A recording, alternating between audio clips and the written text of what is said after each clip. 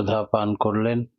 তাদের মানব জীবন শ্রেষ্ঠ জীবনের একমাত্র উদ্দেশ্য ঈশ্বর প্রাপ্তি, তা যেন এ জীবনেই সম্ভব হয়, এই কাতর প্রার্থনা। শ্রী শ্রী ঠাকুর প্রত্যেকটা মানুষের জীবনে বিবর্তন বা ইভলিউশনের জন্য 5টি জীবন বৃদ্ধি স্তম্ভ রচনা করলেন। যজন, যাজন, ইষ্টভৃতি, শাস্ত্রায়নী, সদাচার। শ্রী শ্রী ঠাকুর যজন, যাজন, ইষ্টভৃতির কথা উল্লেখ করেছেন। সহজ কথায় তাকে বলা যায় ভাবা, বলা, করা। আজ আমাদের ব্যক্তিত্ব বিচ্ছিন্ন, কারণ আমাদের ভাবা, বলা, করার মধ্যে কোনো সামঞ্জস্য নেই। যে ভালো চিন্তা করতে পারে না, সে ভালো কাজ করতে পারে না। যে কাজ করতে পারে না, সে ভালো কথা বলতে পারে না। আমাদের না থাকলে সেই উৎকর্ষ মুখর ভাবা, না আছে তদনুযায়ী করা, ফলে আমাদের ব্যক্তি জীবন এবং জাতীয় জীবনের চরম বিভ্রান্তি দেখা যায়। শ্রী শ্রী ঠাকুর বললেন, one mistake invite many mistakes. একটি ভুল বহু ভুলকে আমন্ত্রণ করে। তাই আমাদের উচিত আত্মচিন্তন তৎপর হয়ে থাকা। এই আত্মচিন্তনের মধ্যেই আছে অনুরাগের সাধন ভজন। এক কথায় তাকেই বলে যজন। যজন মানে ইষ্ট স্বার্থ, ইষ্টকে প্রতিষ্ঠা করাই যজনের মুখ্য উদ্দেশ্য। যাতে সপারিপার্শ্বিক নিজের মঙ্গল হয়, তাই ইষ্ট স্বার্থ প্রতিষ্ঠা। এর মূর্ত প্রতীক যিনি, তিনি আমাদের ইষ্ট বা ধ্যেয়। তাঁর ধ্যান এবং অনুচলনে আমাদের বৃদ্ধির দিকে নিয়ে যায়। তাই যজনে আছে নাম, ধ্যান, ভজন, আত্মবিশ্লেষণ, আত্মনিয়ন্ত্রণ, সদাচার, স্বাধ্যায়, ব্রত, প্রায়শ্চিত্ত, পূজা, প্রার্থনা। নিজেকে সম্পূর্ণরূপে তার মনজ্ঞ রকমে গড়ে তোলাই হচ্ছে প্রকৃতপক্ষে সাধনা। যজনের মুখ্য অঙ্গ দুটো, একটা হচ্ছে জপ ও মন্ত্র সাধন, আর যথাসময়ে ইষ্ট নির্দেশ বাস্তবায়িত করা। শ্রী শ্রী ঠাকুর বললেন, উষা নিশায় মন্ত্র সাধন, চলাফেরায় জপ, যথাসময়ে ইষ্ট নির্দেশ মূর্ত করায় তপ। নাম ধ্যানের ফলে আমাদের মস্তিষ্ক কোষগুলো উত্তেজিত হয়ে খুব সংবেদনশীল হয়ে ওঠে। বেড়ে যায় ইন্দ্রিয়ক্রম এর তীক্ষ্ণতা। এক কথায় যজন মানে ইষ্টপ্রাণতার সঙ্গে কায়মন বাক্যে বাঁচা বাড়ার রীতিনীতিগুলোকে যথারীতি পরিপালন করা, নিজের উন্নত চলনায় নিয়ন্ত্রিত করা। শ্রী শ্রী ঠাকুর বললেন, যাজন নিজের ইষ্টপ্রাণতাকে অন্যের ভিতর সঞ্চারিত করে দেওয়ায় নাম যাজন। অন্যকে বাদ দিয়ে নিজের উন্নতির প্রচেষ্টা ব্যর্থতাকে আহ্বান করে। যাজনের মুখ্য লক্ষ্য হলো ইষ্ট। এরই অপর নাম হলো ধর্মদান। আর ধর্মদান মানেই বাঁচা বাড়ার রীতিনীতি দান। বাঁচা বাড়ার মূর্ত প্রতীক স্বয়ং ইষ্ট, পুরুষোত্তম। তাই সেবা, সহানুভূতি ও কথাবার্তার ভিতর দিয়ে তাঁরই সঙ্গে মানুষের অস্খলিত অনুরাগের যোগসূত্র রচনা করে দেওয়াই যাজনের মুখ্য অঙ্গ। যাজনের ফলে মস্তিষ্কের প্রতিটি দিক সক্রিয় হয়ে ওঠে। ক্ষুদ্র ক্ষুদ্র দিকগুলো বাসনার জট অভিভূত ভেঙে যায়। ইষ্ট প্রসঙ্গের ভিতর দিয়ে মানুষের হৃদয়ে শ্রদ্ধা ও ভক্তির উদ্রেক হয়। মনের বিচ্ছিন্ন ভাব, যুক্তি ও বুদ্ধি এতে সুবিন্যস্ত হয়ে ওঠে। ফলে মানুষের কমন সেন্স, সাধারণ জ্ঞান বেড়ে যায়। ইষ্টভীতি হচ্ছে ইষ্টের প্রতি ভরণ পোষণের জন্য দৈনন্দিন কিছু নিবেদন করা হচ্ছে ইষ্টভীতি। এই ইষ্টভীতি দীক্ষাকে চেতন রাখে। শ্রী শ্রী ঠাকুর বললেন, শরীর ও মনের যুক্ত আগ্রহের সঙ্গে ঈপ্সিতে কেন্দ্রায়িত হয়ে তাঁরই ভরণ কামনায় উপার্জনশীল হয়ে দৈনন্দিন জীবনে সর্বপ্রথম তাকে যে অর্ঘ্য নিবেদন করা হয় তাকে ইষ্টভীতি বলা হয়। ইষ্টের জন্য বাস্তবভাবে কতকগুলি করা হলে সেই করার যে লক্ষ্য ফল তা আমাদের বোধে ধরা পড়ে, অর্থাৎ অজানাগুলি জানা যায় এর ভিতর দিয়ে। এর ফলে আসে জানা মাফিক কাজ করতে সুবিধা হয়। ইষ্টানুগ বোধ, অভ্যাস, প্রেরণা তদনুগ কর্মে প্রবৃত্তি করে মানুষ যদি নিষ্ঠাসহ ইষ্টভীতি পালন করে তবে তার জীবনে কখনো ব্যর্থতা আসতে পারে না। জপ ধ্যান শেষে প্রত্যহ অতি প্রত্যুষে অন্ন জল গ্রহণের পূর্বেই যথাশক্তি দিয়ে ইষ্টভীতি ভোজ্য সেই পরিমাণ অন্য কোনো জিনিস বা বিনিময়ে অর্থ নিবেদন করা যেতে পারে এবং ঠিক 30 দিনের মধ্যেই ইষ্টস্থানে তা পাঠিয়ে দিতে হয়। শ্রী শ্রী ঠাকুর যজন যাজন ইষ্টভীতি সম্পর্কে বললেন, যজন যাজন ইষ্টভীতি করলে কাটে মহাভীতি। শ্রী শ্রী ঠাকুর ইষ্টভীতিকে বিপাক তারণ বজ্রনীতি বলেছেন। নিখুঁত ইষ্টভীতির ফলে মানুষ কালজয়ী হয়ে ওঠে। আর সস্তনী হচ্ছে স্বপারিপার্শ্বিক জীবনের সর্বাঙ্গীন উন্নয়ন এবং সুস্থ স্বাস্থ্য মঙ্গলময় দীর্ঘ জীবন লাভের জন্য শ্রী শ্রী ঠাকুর যজন যাজন ইষ্টভীতি ছাড়াও এই সস্তনীয় সদাচার পরিপালনের কথা বিশেষ করে এই কলিযুগে বললেন। যদি কেউ ইষ্টনিষ্ঠ হয়ে নিয়ন্ত্রিত রূপে যজন যাজন ইষ্টভীতি সস্তনী সদাচার পালন করে তবে সে হয়ে ওঠে সত্যিকারের দেবমানব। সকলেই তখন তাকে অন্তরে শ্রদ্ধার আসনে বসায়। তার প্রেরণায় পুরনয়মান আদর্শ পুরুষের শরণাপন্ন হয়ে মঙ্গলের পথে অগ্রসর হতে থাকে। তাকে দেখে মানুষ জীবনের পথ পরিবর্তন করে। সস্তায়নী হলো ইভলিউশন, বিবর্তনের পথে বিকামিং বা বিবর্তনের পথে অগ্রসর হওয়ার এক স্বপারিপার্শ্বিক জীবন গতি। এর পালনে শারীরিক, বৃত্তি প্রবৃত্তিগত, মানসিক, পরিবেশগত, জাগতিক এবং প্রতিটি ক্ষেত্রে মানুষ সমানভাবে সুবিন্যস্ত নিয়ন্ত্রিত হয়ে ওঠে। সস্তায়নী ব্রতের 5টি নীতি হল: ইষ্ট পূজার যন্ত্র বিবেচনা করত, অর্থাৎ ইষ্টার্থে নিজ শরীরকে সুস্থ এবং সহনপটু রাখতে প্রচেষ্টা পরায়ণ হওয়া। বৃত্তি প্রবৃত্তির যে পথে প্রাবল্য থাকুক না কেন তার সেই চাহিদা বা প্রয়োজনগুলিকে ইষ্ট স্বার্থ প্রতিষ্ঠাপন্ন করার পথে চালিত করার প্রচেষ্টা। ইষ্টার্থী সৎ চিন্তা, শুভ কর্ম, বিচার বুদ্ধি যুক্ত শত প্রেরণার বাস্তবে পরিণত করার আগ্রহ এবং পারিপার্শ্বিকের জীবন বর্ধনাকে নিজের জীবন বর্ধনার স্বার্থ বিবেচনা করে ইষ্টানুগ সেবা ও যাজনের মাধ্যমে প্রতিব্রতকে উচ্ছল উদ্বর্ধিত করে শ্রেয়পরায়ণ করার প্রচেষ্টা। নিত্য নব উদ্ভাবনী প্রচেষ্টার মাধ্যমে নিজের আহরণের বর্ধনশীলতাকে মাথায় রেখে ইষ্টার্থে যত অধিক সম্ভব নিবেদন করা এবং 30 দিনের দিন 3টি টাকা ইষ্টের বাস্তব সেবার উদ্দেশ্যে ইষ্ট সকাশে সমর্পণ করে বাদবাকি অর্ঘ্য সস্তায়নে উদ্বৃত্ত তহবিলে মজুত রাখা এবং তা দিয়ে স্থাবর ইষ্টোত্তর সম্পত্তি করা। এই সম্পত্তির আয়ের 1/5 সেবায়িত হিসাবে গ্রহণ করা, বাকি 1/4 অংশ এই ইষ্টোত্তর সম্পত্তির বৃদ্ধি কার্যে নিয়োজিত করা। পৃথিবীর যত শাস্ত্র আছে, যত কথা আছে মানুষের জীবন ও বর্ধনে, সেখানে মানুষের উন্নয়ন ও বিবর্তনের কথাই বলা হয়েছে।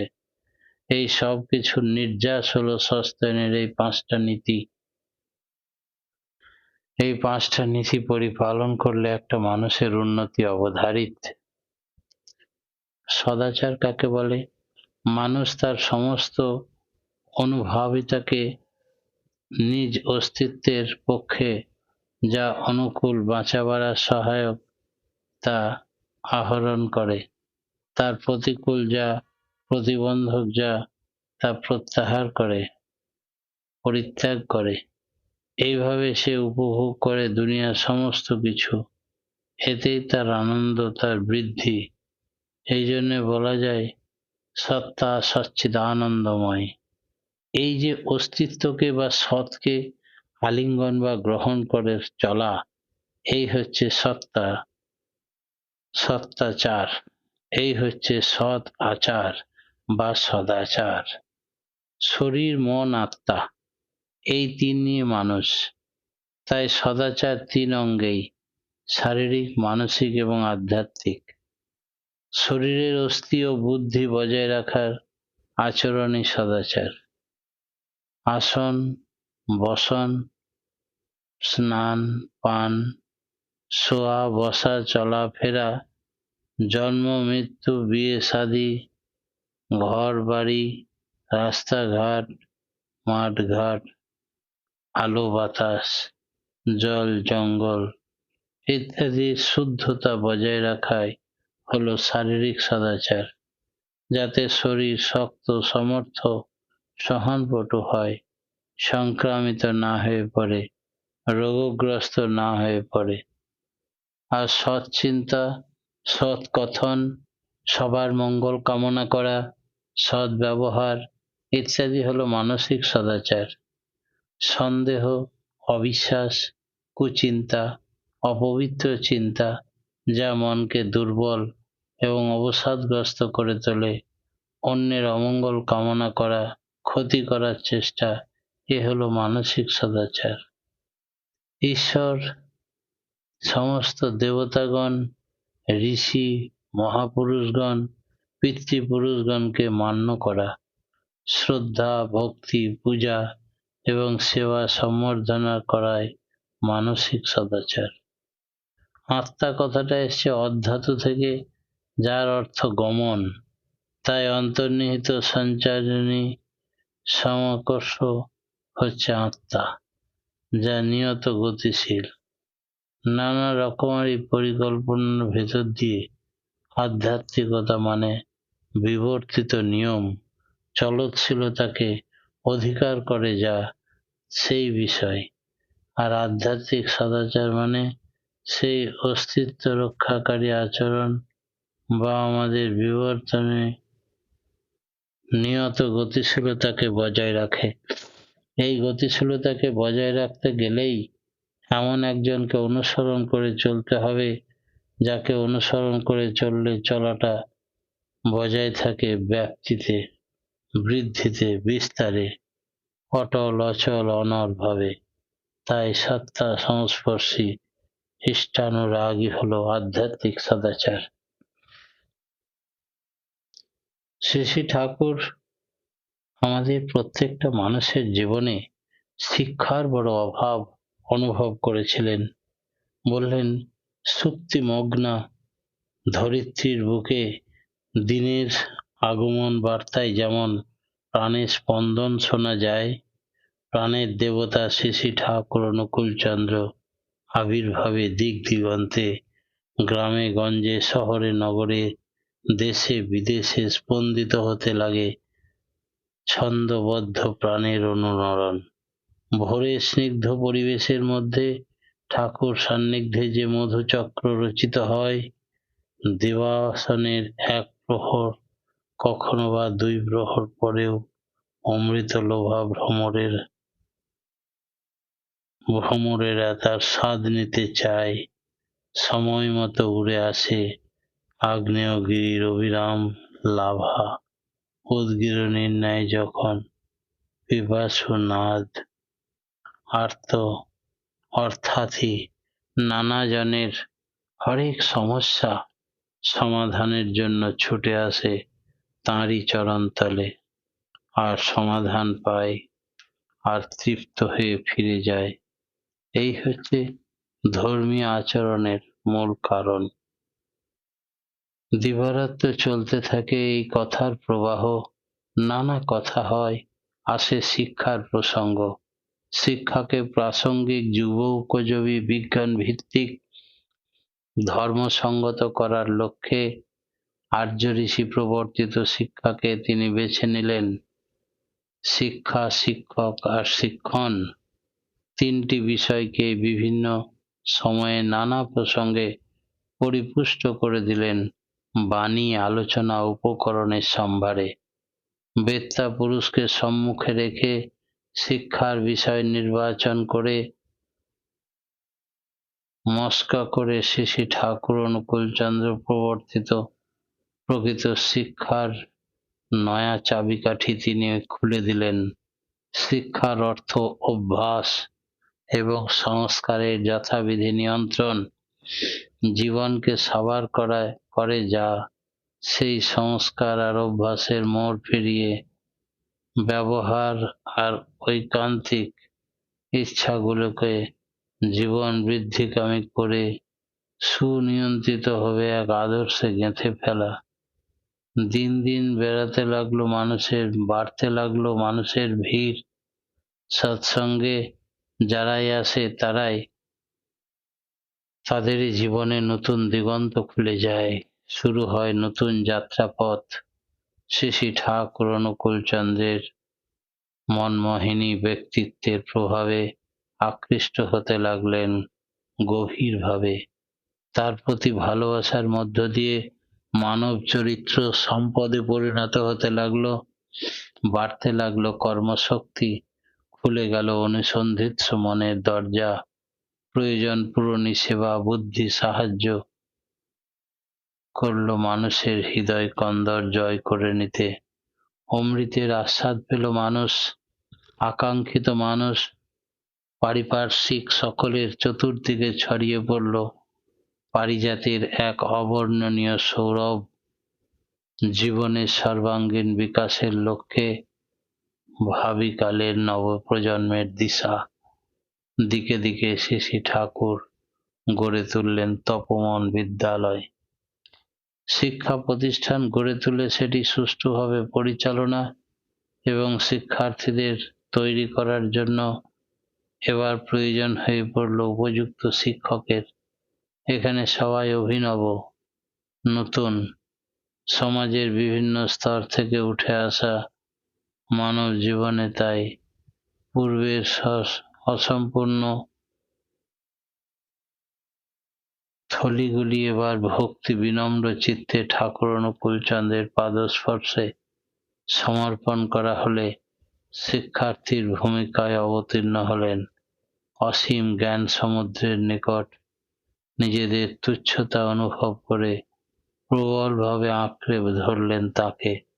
আরম্ভ হলো শিক্ষক তৈরি, শুরু হলো শিক্ষকের কর্মপদ্ধতির প্রণয়ন। ইষ্টে অটুট আসক্তি হবে শিক্ষকের প্রধান গুণ। শিক্ষকের ইষ্ট অনুরাগই সঞ্চারিত হবে ছাত্রের মধ্যে, আর তখনই শুরু হবে একজন ছাত্রের প্রকৃত শিক্ষা। শুধু বই মুখস্থ করা নয়, ব্যক্তিত্বের একটা আমূল পরিবর্তন আনতেই শিক্ষার প্রকৃত সার্থকতা। ইচ্ছা শক্তি আর একাগ্রতার উদ্বোধন ঘটাতে শিক্ষার ভূমিকা হবে সমর্থক।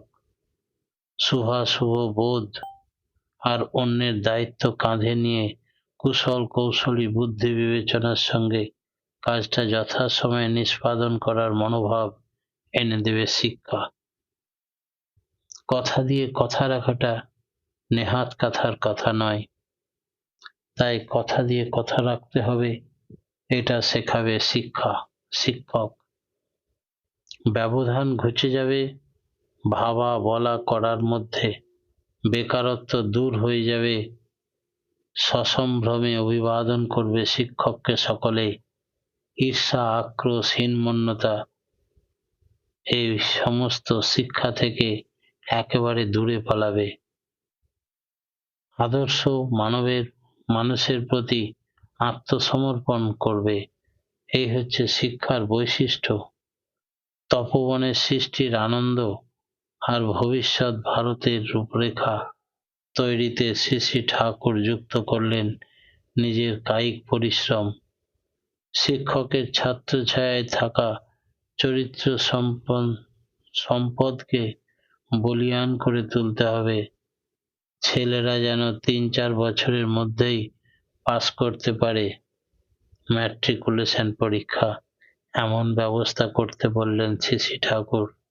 এমনি করে তিনি যে কেবল একটি আদর্শ শিক্ষা প্রতিষ্ঠান তৈরি করলেন তা নয়, শত সহস্র নরনারীকে চরিত্রকে ঠিক করতে, প্রত্যেককে দেবত্বে উপনীত করতে পাকা ব্যবস্থা গড়ে তুললেন। আজ পৃথিবীর নানা প্রান্তে আছড়ে পড়েছে ঘরে ঘরে এই তপোবনী শিক্ষা। শৈশবে শ্রেণীকক্ষে যার এক হতে প্রশ্নের উত্তরে এক বলার মাস্টারমশাই তখন ঠাকুরকে প্রহার করেছিলেন যে পৃথিবীতে এক ছাড়া দ্বিতীয় নেই। অত্যন্ত ব্যথিত চিত্তে তিনি সহপাঠী দেবেন সরকারকে বলেছিলেন, মাস্টারমশাই, প্রভুকে মারবেন না। বললেন দেবেন সরকার, বালক অনুকূলচন্দ্রকে প্রভু বলার আরো চটে গিয়ে বেদম প্রহারে ব্যতিব্যস্ত করে তুললেন ঠাকুরকে। সেদিন অনুসন্ধিৎসা শিশু মনের উপর এমন অপ্রত্যাশিত আঘাত, অঙ্কের প্রতি তার সৃষ্টি হলো ভীতি, শুরু হলো মনের মধ্যে জন্মানো অভিনব উত্তর চেপে রাখার প্রক্রিয়া। তিনি অভিজ্ঞতালব্ধ জ্ঞানের ভিত্তিতে শিক্ষণীয় মনোভাব খোঁজ নিয়ে ঝোঁক দিয়ে শিক্ষা দেওয়ার কথায় সেই জন্য পরবর্তীতে প্রকট করলেন, ঝোঁক না বুঝে শিক্ষা দিলে পদে পদে কুফল মেলে। তাই তিনি পরবর্তীতে চেয়েছিলেন যে প্রত্যেকটি শিক্ষকের যেন সব বিষয়ে জ্ঞান থাকে। ফিজিক্সের সঙ্গে ম্যাথামেটিক্স সমস্ত জ্ঞান না থাকলে সে শিক্ষক হবে কি করে? ঠাকুরের পৃথিবীতে যে দুটো এক নেই, এই তথ্য বুঝতেই চাইলেন না মাস্টারমশাই। বোঝার কথা বলতে গেলেই তাকে প্রহার করলেন। বিদ্যালয় কারখানা নয়, শিক্ষা নয়, জুলুম, অভ্যাস, জয় ব্যবহার। গুরু বাবা। পরম প্রেমময় শ্রী